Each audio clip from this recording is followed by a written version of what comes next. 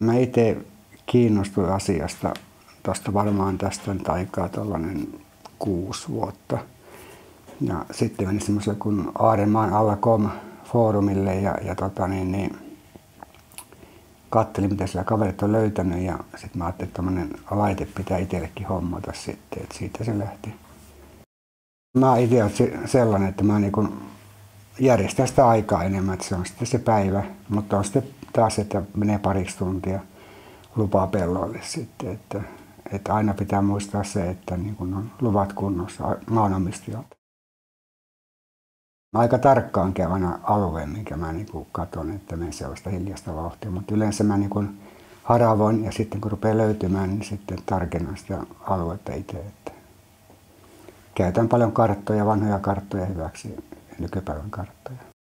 Perimätietokin on hyvä tässä, että kysellä ja vähän udella. Ja moni puhuu aarteen etsinnästä, mutta mulle se on semmoista historiaa ja mielenkiintoa enimmäkseen. Että mä aina ilmoitan kaikki niin kuin välittömästi, että löytynyt tällaista vanhempaa tavaraa sitten, että ne menee yleensä suojelukohteeksi sitten, että paljon meillä on tiedonvaihtoa kuitenkin.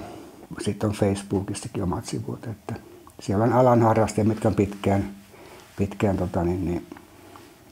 harrastanut, että niitä saa hyvää tietoa sitten kun aloittaa sitä etsintää niin, ja harrastusta, että sieltä löytyy paljon. Tuosta mä löysin viime syksynä esimerkiksi Haapaniemestä tämmöisen rautakautisen naisen pronssi, tämmöinen, miksi sen sanoisi, siinä on pieniä kulkusia, tämmöinen pronssihevonen, että se on museovirastolla tällä hetkellä konservoitavana.